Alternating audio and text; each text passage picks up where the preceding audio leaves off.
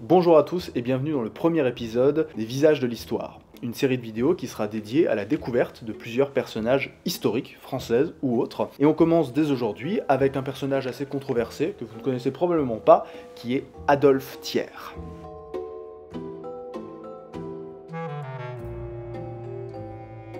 Alors Adolphe Thiers, c'est un personnage qu'on retrouve à de nombreux moments de l'histoire de France. C'est le personnage que tu vas rencontrer plein de fois, et tu te dis mais il est toujours là lui. En fait ce tout petit gars, eh bien il est très influent durant tout le 19e siècle. Il a été ministre, politicien, journaliste, écrivain, puis il est devenu même président de la République. Enfin bref, il était un peu à tous les râteliers. Vous allez voir un peu son parcours, parfois son opportunisme excessif dans de nombreux régimes politiques français. Au 19e siècle où notamment la France était dans un gigantesque bordel, et où on changeait de régime globalement tous les 15 ans. Allez, installe-toi, on t'emmène dans le 19e siècle français, entre révolution, moustache et trahison.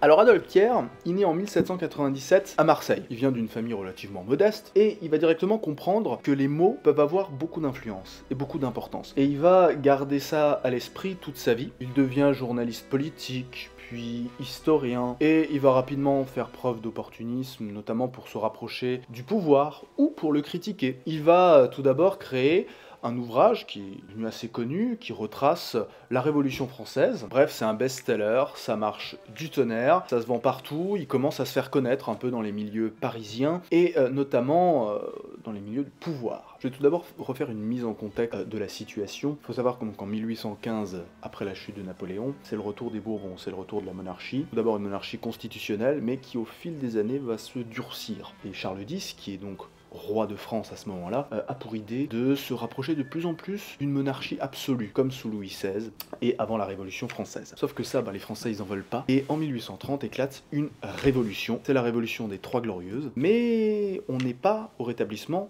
de la République. À ce moment-là, on se pose la question, quel régime on va mettre en place? Et on va mettre en place une monarchie constitutionnelle sous le contrôle de Louis-Philippe Ier, qui est une branche cadette des Bourbons, bref, famille royale, mais qui est beaucoup plus modérée et qui se veut moderne, et qui rétablit certains acquis de la Révolution, notamment le drapeau tricolore par exemple. Et d'ailleurs, le roi n'est plus roi de France, mais roi des Français. Donc voilà, bref, quelques petites subtilités. Mais bref, Louis-Philippe est beaucoup plus libéral, et c'est justement là qu'Adolphe Thiers va prendre son envol dans le milieu politique. Car sous Louis-Philippe, il va devenir de maintes reprises ministre, et Thiers, c'est pas vraiment un révolutionnaire, il est plutôt attaché à la monarchie constitutionnelle et à la vision de Louis-Philippe, assez libérale, assez bourgeoise d'une certaine manière, et il l'adore encore plus quand on lui donne un poste, bien évidemment. Il défend une certaine idée de l'ordre, il est notamment favorable à la répression des canutes à Lyon, il est pour le contrôle, mais bizarrement, il est assez opposé à l'autoritarisme de Napoléon III. Donc bon, Adolphe Thiers, c'est un peu faites ce que je dis, pas ce que je fais.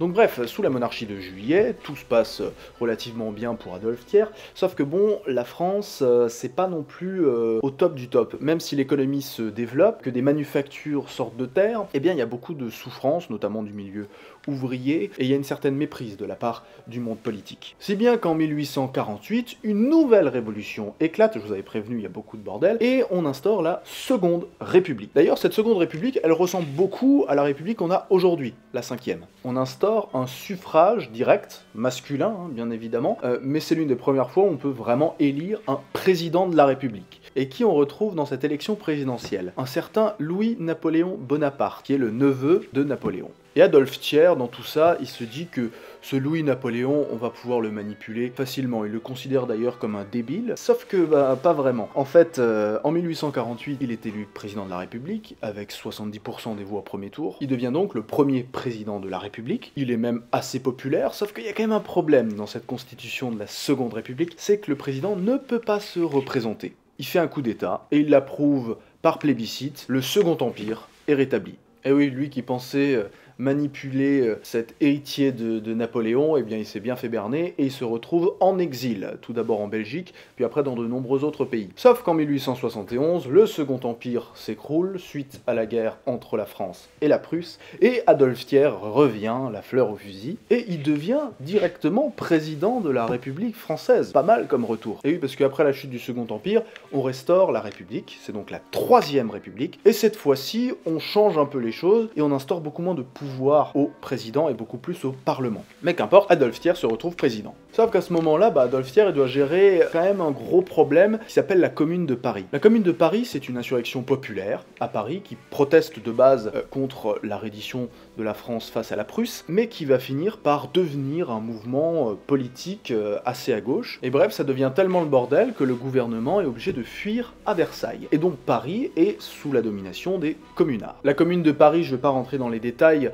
mais c'est un événement qui va beaucoup marquer les penseurs de gauche et qui vont largement inspirer Karl Marx ou encore Lénine dans leurs futurs projets politiques. Donc Adolphe Thiers, il est à Versailles et il doit gérer cette situation. Il va donc ordonner une répression assez sanglante contre les communards. Ça va se terminer dans un bain de sang et avec une ville assez fragilisée, car Paris a subi beaucoup de destruction, notamment de la part des communards, comme le célèbre Palais des Tuileries. Aujourd'hui, Adolphe Thiers est une figure assez controversée, notamment communards et pour la gauche, qui voient encore en lui un tyran, d'autres voient un opportuniste. Certains disent qu'il a sauvé la République, ce qui est même en partie vrai, mais c'est vrai que sa gestion peut quand même être remise en question au vu de la situation. En 1873, il est contraint de démissionner. Il est trop autoritaire, plus personne peut le saquer, donc on se dit, allez, on va changer. Pour la petite anecdote, ce qui est quand même assez drôle, c'est qu'au début de la Troisième République, la plupart des députés à l'Assemblée sont favorables au retour de la monarchie. Quand même assez drôle. Adolphe Thiers, c'est une personne qu'on connaît pas plus que ça, toujours populaire, mais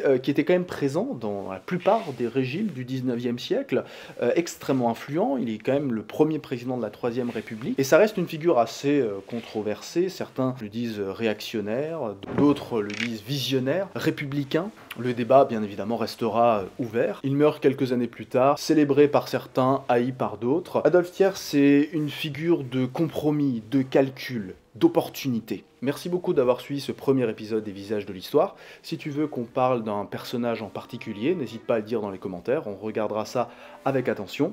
Et en attendant, je vous souhaite une très bonne journée.